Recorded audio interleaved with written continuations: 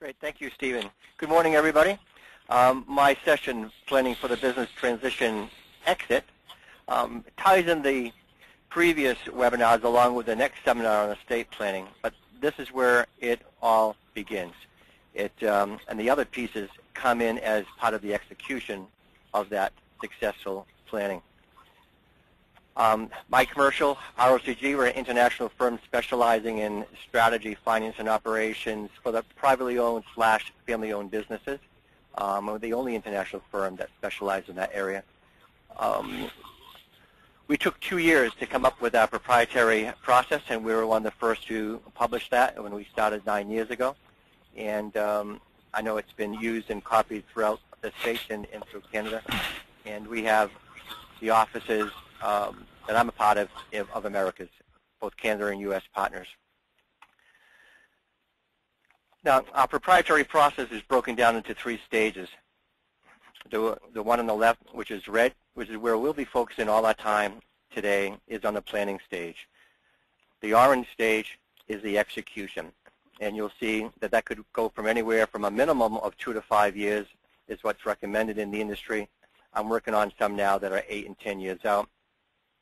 And then the last stage in the green is the transaction management or the transfer to family or business owners, and that's the part where we're trying to build up value and meet owners' personal goals and objectives, so then we can hand this off to Clarity to be able to go out and maximize the business value for you. First things first, it's very important that everybody realizes that this really is a collaborative effort, and all the other professionals that you have really need to be involved, that one person doesn't really have all that knowledge. And your accountant or your attorney or wealth manager, they have a family history, and they should be able to share and advise a person coming in to help you with the transition on items that might not necessarily pick up on. The transition specialist really is in a quarterback role, and that way you only have one point of contact, which is very important. I've seen nightmares where a client would go to first the attorney, he'd recommend something, go to the attorney, he'd recommend something different, and then go try to follow up with their wealth manager. This way it's one point of contact, everybody's brought into the process, and you really do come out with a best minds solution. Some underlining facts to try to get your attention. 90% of business owners' wealth is tied up in this illiquid asset, 90%. And you've got 80% of privately owned businesses that are not increasing the value of their companies because they're not run it strategically. And so amazingly, we spend 80,000 hours running our business, but too often we're only 6 hours planning its transition because most owners think about it as just a sale of stock and not necessarily meeting any kind of personal goals or objectives, doing any kind of personal planning for themselves. Less than 40% of business owners successfully transition, and only 10% receive a price anywhere close to what they expect. Fewer than 20% of businesses for sale actually close, and over 60% of family-owned businesses fail being transferred to the second generation. And there's more than just about the business that you need to do the planning to make sure that these odds, because they're so stacked up against you, that proper planning get through. But you also have to take a look at what are you going to be doing individually.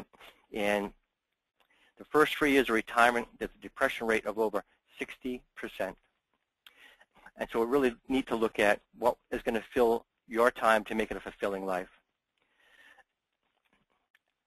So if you're like most boomer business owners that I have talked around through the country and in my area, you're already thinking about possibly working less or exiting within the next 5 to 10 years, really unsure what that value is, unsure what you really need to live the lifestyle that you want,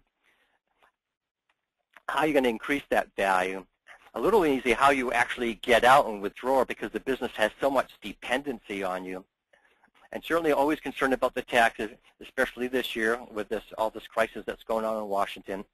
And we're really uncertain of where to start because there are so many moving pieces to make this work. A lot of unanswered questions and uncertainty, but there's one thing for sure, that the business skill set you use to build your business is completely different from that to exit out of it. Only 1 in 10 owners get a price for the business close to what they want. The reason? Improper no planning. And you can explain that by looking at a typical growth chart of a business. Whereas the business owner starts getting older, he's lost maybe his passion, he wants to spend more time traveling or playing golf, and he starts thinking about it, and he's taking the eye off the ball, doesn't have that same passion, emotion of driving the business. He starts thinking a little bit more, and by the time he finally sells, it's way down the very bottom of the value, because he's either started doing it himself as it's on its downward slope, and he's not paying attention to the business, so business suffers instead of bringing someone in, versus making sure that you're catching it at the right time as there's a growth, because people are going to be buying whatever those future earnings are.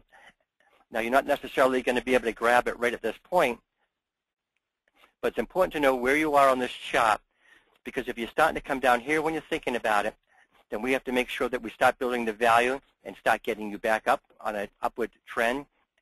And if you're already over here and things are trending, the time investment and money investment you spend getting ready for a sale are completely different. So you don't want to be doing things that you would do over here if you're already in an upward trend, and you don't want to be doing things that you over here if you're coming down the downward trend, because it'll be a waste of your time and energy. There really is this lack of urgency. 54% don't have any plan. Only 14% have a formal written plan. Now, we did a national survey, included the candidates in 2008, that's incorporated in the white paper that I wrote. And if anybody, I've referred to this a couple of times, if anybody would like a copy of the white paper, if you just type that into Kathy and give your email address, she can send it off to you. But you can see there's not a lot of shifting. In 08, we had 9% not a formal written plan, and now it's only the 14%. And this is going along the same kind of trends and tracking. I went back when I was writing the white paper and researching. The trend is consistent over the last 10 or so years since we've been the industry has been tracking it. So less than 40% of businesses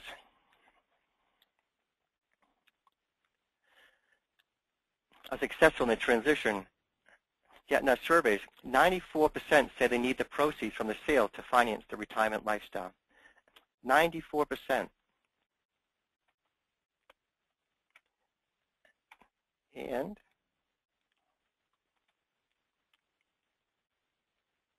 sorry about that.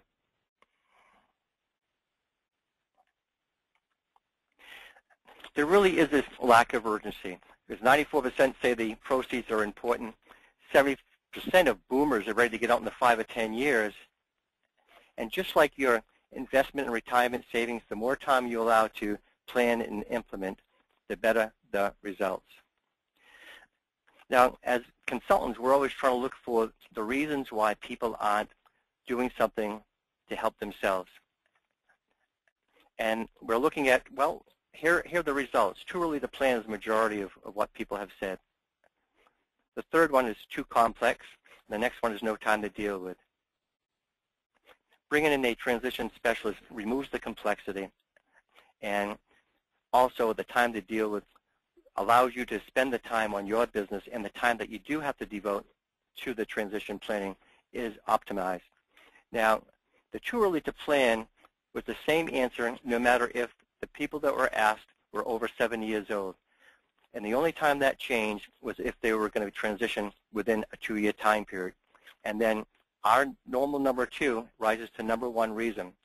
Now, we provided a space in there as to what the other reason was, but we didn't get a lot of answers in there. So what we have found through the work we've been doing over the last 9 years in particular in this phase, and the prior work that we did individually with clients, but not in this coordinated holistic approach that we are now taking, is the fear of the loss of wealth and the loss of control, and certainly the fear of conflict, and the biggest one is the fear of change. And they just can't let go of the control they've had. And what are they going to do next if they leave? And so people just hang on way too long. I've just finished working with a 84-year-old in Connecticut, and he had given stock to his key managers because he thought that that would keep them on and that would be his retirement. Unfortunately, he gave it to them a long time ago. When I got in there to see him in January, they were already 66. And so that just brought a whole slew of other problems because he wasn't addressing doing something positive on a proactive basis. And it's hard because we as business owners, we're identified with our business. This is what our whole life has been. And it's highly emotional about letting that go. And for most of us, again, it's once in a lifetime transaction. We don't want to screw it up for us or our loved ones. And how do we really deal with a family involvement if there are sons or daughters or brothers or other family members that are involved and the loyal employees, and having to deal with them and the emotional parts of that and even the potential conflict. And finally, as entrepreneurs, we've always had control of everything that we've had. We've been able to dictate how you want things done. Now we have to give up that control and trust somebody else is going to do what we need for our best interest. The need for the planning because of the baby boomer dynamics. That hasn't changed because of the recession. You know, we did a survey just to follow up to see if people's timeline changes, and it had changed because of the recession, and it changed very little, maybe a year or 2 years. They're getting older. They need to get on with their lives. They want to get on their lives with something else. And we've got 12 million privately owned businesses with 70% expected to change in the next 5 to 10 years. 90% of the wealth is tied up. Only 14% have a plan. And as I mentioned at the beginning, it takes a minimum of 2 to 5 years to successfully implement a plan that meets the owner's value and what their lifestyle needs. And so for all us boomers, the clock really is ticking. And so it's imperative that business owners start their planning now.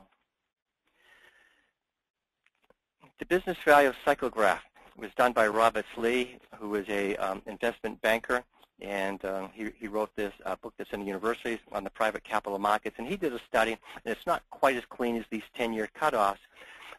But what he's looking at, if we're ready to sell our business, if you're ready to sell your business, should you look into hitting the current cycle? Because of the recession, instead of a 2013, a good time to be the prime selling time because there'll be more financing is what he had projected. It's going to be delayed to 2015 to 2018. And if you don't hit this cycle to try to maximize the values, the youngest of the boomers are going to be 61 to 64, and the oldest 79 to 82. I know that I don't want to be around when I'm 80, 82 years old, or the client I just mentioned, 84 years old, worrying about how I'm going to have to get out of the business.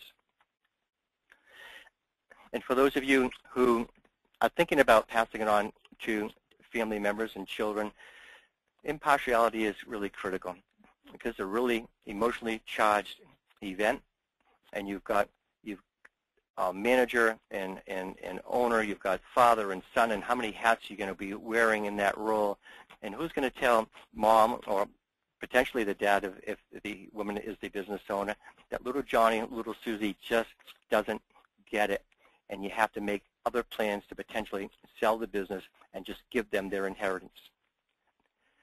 A lot of times without the planning, parents stay on way too long, and so little Johnny and little Susie are now in their 50s, or again, in this other case, now in their 60s. Or there's so much pressure on the business owner from their son or daughter that they're ready, please get out, move on, let me do my own thing, that they move on too soon without being able to teach them how to run the company strategically and to make sure that it's a sustainable entity long into the future. And I think that's why a lot of these businesses feel going into that second generation. You've got 30%, only 12% will be viable in the third generation, and all the way down to 3% in the fourth generation. So when you see any of the business owners that are first or second or third, they've done something right. You should take the heed of some of their planning aspects. I had the privilege of working with a family into the fourth generation a couple of years ago, and they were making great efforts just to make sure that the vitality stayed with this next generation, that there was a lot of emotion, and he wasn't just doing it because that's what was expected from him as a family member. It's amazing how many business owners that I talk to that talk about, well, if I leave my business, there are no ifs. We're all going out one way or the other. We're either going to be going out the door standing up or we're going out feet first. And you don't want to leave this long-lasting memory left behind of no planning, because that's just a selfish strategy. Leaving the mess because you don't want to, as a business owner, deal with the emotional issues that are very difficult to be able to work through. But if you do planning that's proper and you identify what those areas of conflict are, you can make sure that you either remove them or get around them so they don't stop any kind of planning that you might start, either derail it or get it off the tracks.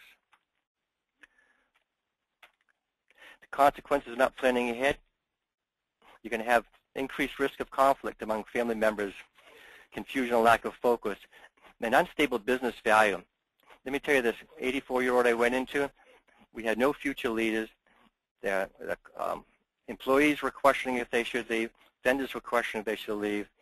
And if we didn't have someone that came in that was family, that wasn't involved with the business to help out, we would have had a fire sale or a liquidation.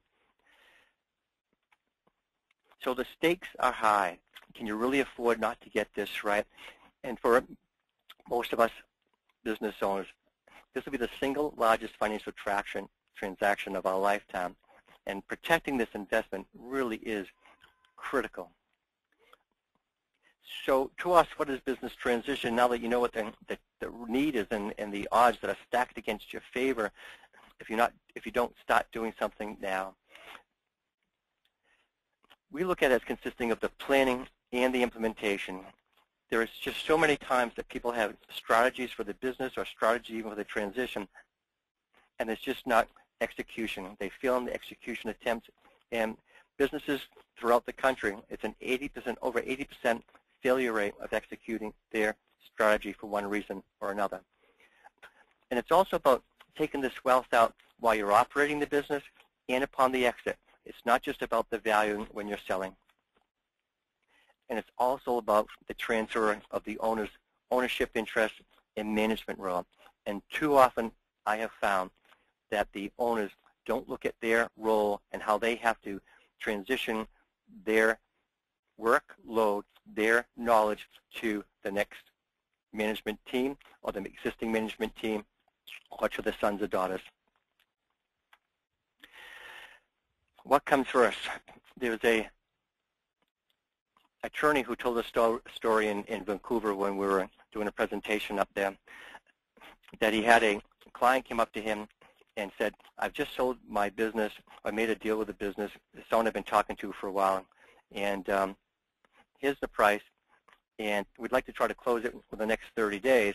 And don't worry, I've gone to my chartered accountant and asked him to do the tax computations, and I'm hoping that I have enough net that I want to do. And gosh, and I also told him that we're making a little bit more money and how he can play with the books. So obviously he must have taken some liberties in explaining that to us, but you get the point. What comes first, and it really does start with the planning stage.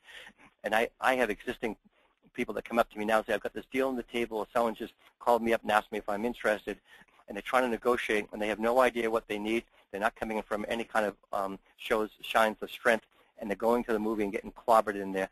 And I've been able to pull them back a couple of times and set them down to make sure that they get the planning done first, and then we can go forward and start working out a deal if it makes sense to them of what their personal objectives are. So our planning stage is a 3 to 4 month time period to pull that out. Then stage 2, as I've already mentioned, is 2 to 5 years to implement, to get the execution, and that's really where the rubber hits the road. And then the sale, 9 to 18 months, and Stephen could certainly address that. Sometimes it's been going further out, and if something needs to be done sooner, then it's surely been on a quicker, but you just won't get the same value. And some of the work that's being done in here and the managing actually takes out some of the work that's typically done in this spot by the intermediaries. So in the planning stage, the first thing we're looking at is the objectives of the owner and their spouse and or their significant other. And we review in detail a lot of their personal information as far as their wealth management, the insurance, disability insurance, the estate, business review, again, we're looking through all the different agreements, if they have cross-purchase agreements, and if there's employment contracts, supplier agreements, and do an analysis and trend analysis of earnings. And then we take a look at what's the best way to exit. Here are all the different options we have, which one best meets these objectives, and then we finalize with the report. So it comes down to the transition objectives and really what do you want to get out of your business. And it's the most important question to start with, because your objectives, your values should be driving your business decisions. Too often we allow our business to control our lives. At this stage of our lives, we need to know exactly what we're trying to accomplish and make sure that anything we're doing going forward accomplishes those values and objectives and not running contrary to them. And it really comes down to the right prompting and discussion of these critical consideration points to make sure that everything's being considered. We have our clients pretend we're on one side of the glass door and they're going to be looking through the other side of the glass door of what they're looking at. And we actually have this phase called the glass door retreat, where we'll sit for 3 to 5 hours and talk about those objectives and get into real details of the values and objectives that both parties are looking for. And we talk about what are they really looking for when they get to the other side, and what does transition mean to them, because it means different things to different people. Are we going to work less? We're not working at all. Are we going to sell and maintain ownership, or sell, and as my other clients have gone and bought another business on a smaller scale to give them something to do and to make sure they're living an active, fulfilled life. Everybody's wish as to when they're going to be working, they might start off with 5 years and then phase out. And I've worked with people that it goes to 7 or 8 years, and some that have started off a longer and have decided to get out a little bit sooner. Critical on the what after-tax income, what's your lifestyle that you want, what legacies do you want to leave, who you really want to transfer, and what are the overall wealth objectives. But much more than just this left brain analytics. Most of this planning stage involves a lot of right brain emotional aspects. And we're really shifting from this achievement mindset to one of quality of life values and concerns. And we're asking questions, these what's it all about Alfie questions, so we can start living that life a little bit right now by looking at what that perfect calendar is, what excites you when you wake up. And it's not just all about the money. Sometimes I've gone into situations where the clients already have enough values built up in other investments and in their business that they could walk away if they wanted to. They didn't need to get any money out of the business if they chose not to from their sons or daughters. And it's such a relief to know that based on our lifestyle, based on all the things we want to do, I'm not forced to come in here every day. I can walk away anytime I want. So we take a look at that lifestyle and legacy desires, review the estate planning documents, and we really do spend a lot of time getting the individual psych ready for exit. We take a look at all the potential areas of conflict, because we need to be able to either eradicate that conflict or work around it, because otherwise the plan will be stopped in its tracks.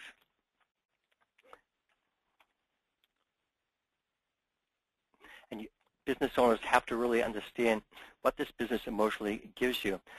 And you have to think about what's going to give that to us afterwards. Where are you going to get what that business emotionally gives you? How are you going to spend your time?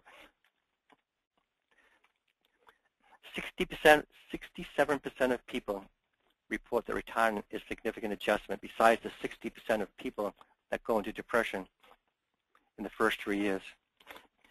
So if we're looking back at what the wealth gap is, we take a look at what your current assets are and current business value. We project out what that after-tax annual income is you're looking for. We'll add on to it any big vacations you want to have or any legacies you want to leave behind for your family or for colleges and charities. And then we work backwards to be able to identify what that value is that you need to get out of the business. So it's an increase the income stream to fund retirement lifestyles during the transition time period, and what that business value is that you need.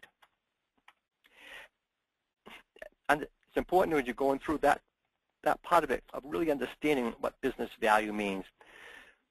I was talking to a potential new client. He was in the elevator business, and I asked him what he thought his business was, and all of us have these rules of thumb of what we think our business is worth, and he said 32 times earnings.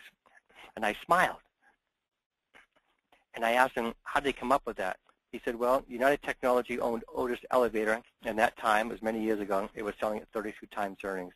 So in that particular case, that really would be called owner value, and you're not going to convince that owner anything else.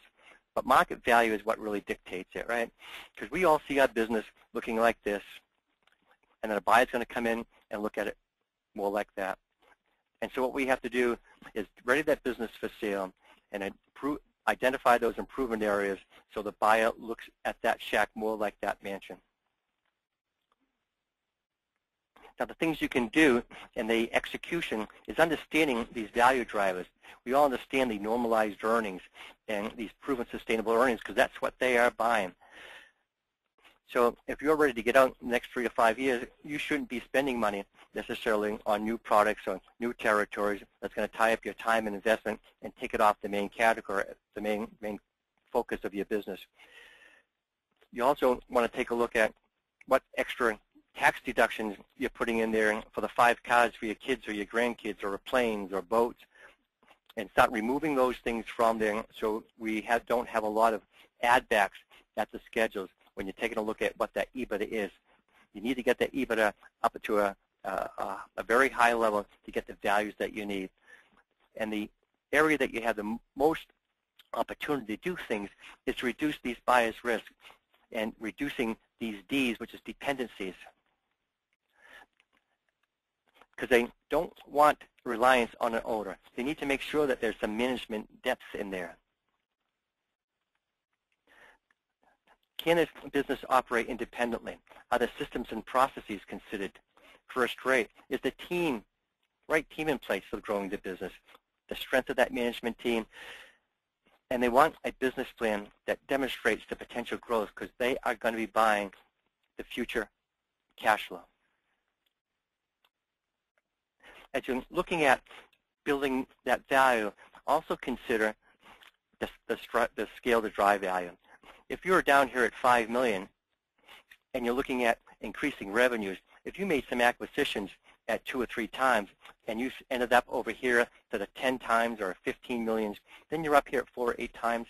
So you can play the arbitrage game that these private equity firms do when they do roll-ups in the industry and bring a few of these companies together, and they're buying them maybe down here in the 7 and 8s, and then they get up here to the 8, 10, and 10, 11 multiples. So consider that in any of your growth strategies. And then selecting the options. Depending on what you want to do, there are a lot of different channels, a lot of different options. If it's going to employees or charity, family, if you're going to be selling to the outside of public. What's important is that you're properly weighing the benefits of each of those and the risks of each of those options as what it means to you and your objectives, your future role, the impact on the business, if you care about the impact on the business. And as you're looking at this in the planning stage, you can be identifying who the potential buyers are going to be. Is it going to be someone that we're going to focus in on those things to bring a strategic buyer in and be able to try to build the value for those things that they would look for versus a financial where you might be having a private equity company come in for return on investment versus an individual buyer that still might be the right option as long as you're not looking to necessarily maximize the value you're going to get out of the business. We look at a traffic light and we list the objectives that you have and find out which of the options that are out there that are available best meets your objectives and select that one. I'm working with a manufacturing client now in the western part of Massachusetts, and they don't want to go after a strategic buyer, and they might do something in the inside, but certainly the medium is a return on investment because they want to have some control. They would like to have some input, or as much as they can, as to how the company is going to be run forward, have some input of the length of time that they can stay in the business. So it's not all about the money. They know that they're going to be sacrificing some of the money, but it better meets their objectives. Crucial to any of these plans, the business transition plan, is planning for contingencies. Most people have, business owners will have life insurance, but are there agreements for who's going to run the business if something happens to you, either by death or disability? Are there stay bonuses to keep your key personnel around for a year or 2 years till you sell it, to strengthen it or bring someone else in here?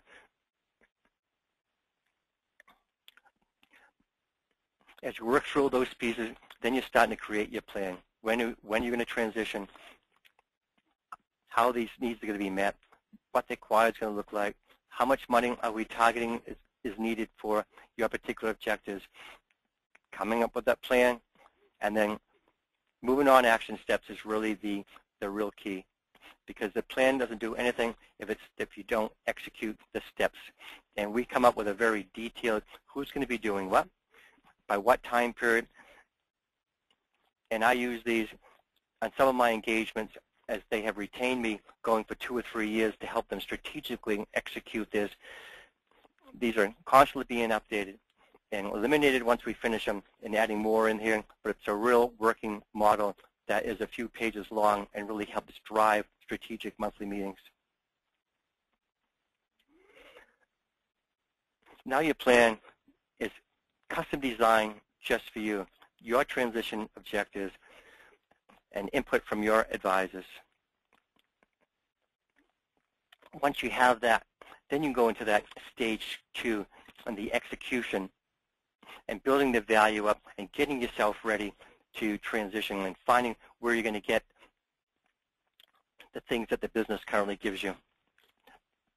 And then eventually you'll get to the stage 3 where you'll be handing off to a clarity to maximize the selling price and or handing it over to family members or management. So wrapping it up, this exit is a really highly emotional event. I spend more time on the emotional aspect of getting these plans together and helping to execute than the left brain analytical. The left brain analytical aspects the business owners get, they have a real difficult time of working through all the different emotions that they have, their spouse has, kids have, family has, employees have. So you need to be able to make sure that you're planning properly, and when you're bringing in someone to help you, make sure they have experience, because right now, because of all the boomers, there's a lot of opportunistic advisors out there. There's self-serving single product service providers. There's a lot of inexperienced professionals putting their hand up saying, I can do this, or I've been working with you for so long, give me a chance. You don't want to give your business all the hard work you've been doing to somebody else to give them a chance. Because the role of a specialist really should guide you for the sharks and the predators. And they know that they have to balance these personal objectives and emotions with the business aspects, and they have to switch between right brain and left brain aspects of it. And there's not a one-answer guide, and there's a lot of these solutions being put forward now of going to the web and pulling down a solution based on X, Y, Z, or providing a life insurance product as a solution to all your needs. The role of a specialist also breaks all those red wiggly lines you saw at the very beginning down into management components. And we take one at a time, and each leads into the other, and each builds upon the other.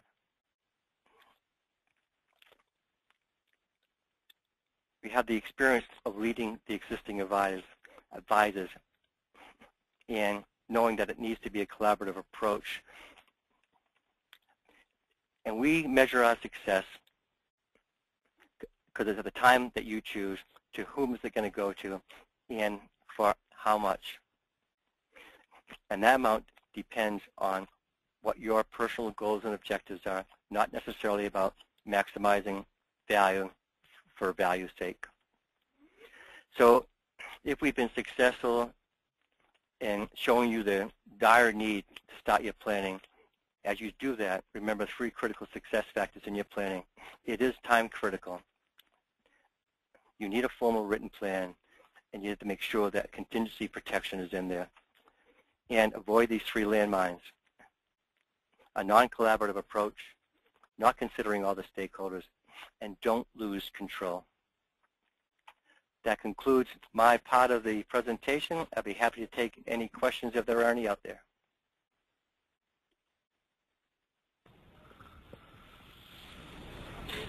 few questions come in while you were talking, Terry.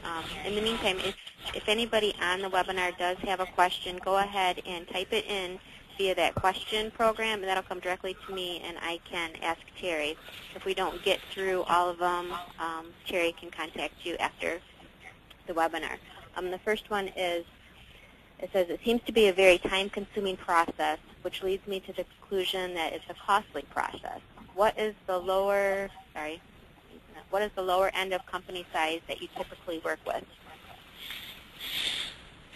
I've been working with companies that are $3 or $4 million, and it has been beneficial to them. When I first came in, I always thought it would be for $5 to $25 million, of revenues. But there really is benefit depending on what the business is doing for profitability, and I've been able to come to situations of not even doing a full planning of first straightening out what their profitability is, increasing that, and then folding it over into the business transition plan that they need to get going on. I don't know if that answers that person's question, so if it doesn't, you can please let Kathy know. The next question that came through, what are the contingency variables that need to be considered? The emotional aspects, and I can't hop on that enough. As I have mentioned, I spend most of my time, the harder part of my time, on the emotional aspects of dealing with the business owner, family, and even the honest with you, of some of the other professionals, of certain ones wanting to take control of the situations, or working strictly from a left brain aspect of it, and not taking into what the business owner and their significant other really wants based on life values. And so they're trying to put themselves into their client's shoes, and you just can't do that. So that's the real variable, because I've run into a couple that I've had to work real hard through some professionals to get them to understand exactly what their client is looking for. And it's not all about maximizing dollars or minimizing taxes or doing things necessarily in an orderly manner, if there are many other things that have to be considered.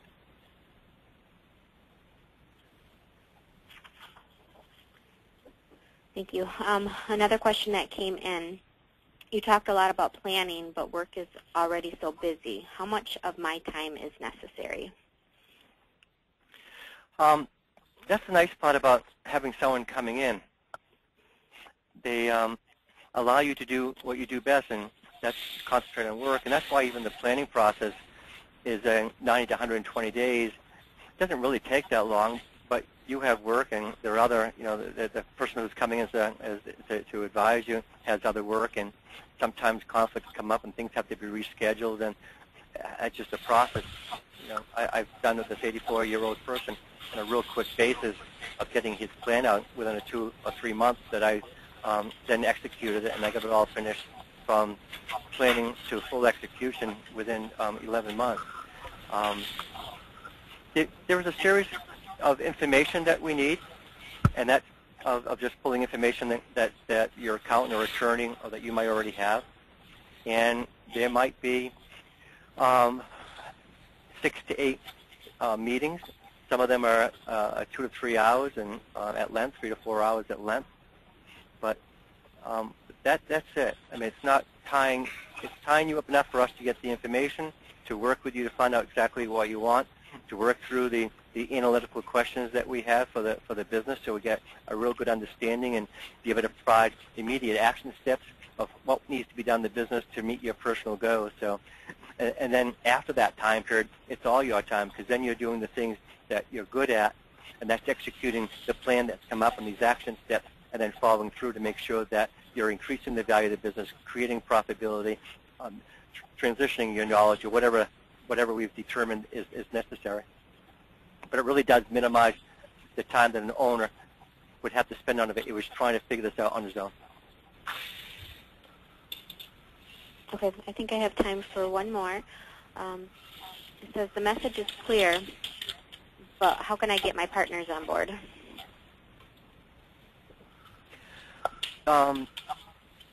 Yeah, I've run into that quite a bit, and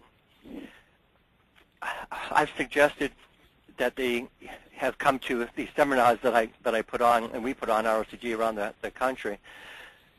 But sometimes it's just a meeting of talking with the various business owners and going through the same things that I've talked about now, and getting their take on things and what might be preventing them from wanting to participate or why they don't want to participate. And as I mentioned, it's emotional issues, and it's a lot of fear going on. And until you really get to sit down and talk to each person of what might be preventing and putting that wall up, you're not going to be able to do it, because you're going to have to hit some of the emotional hot buttons for people to make decisions. Decisions based on left-right analytics that we need to do it. We need to get a business value out.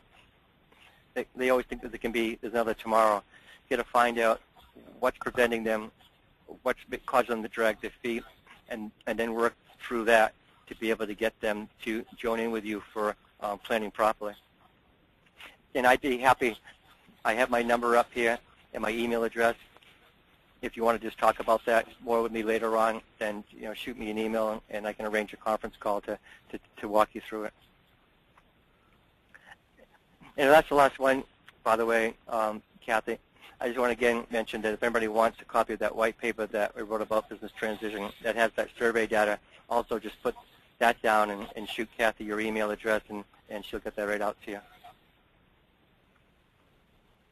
So whatever you do, people need to start their planning. You need to start it off, because time really is ticking, and there's a lot of pieces to move about to do it successfully, to meet your objectives and to build value.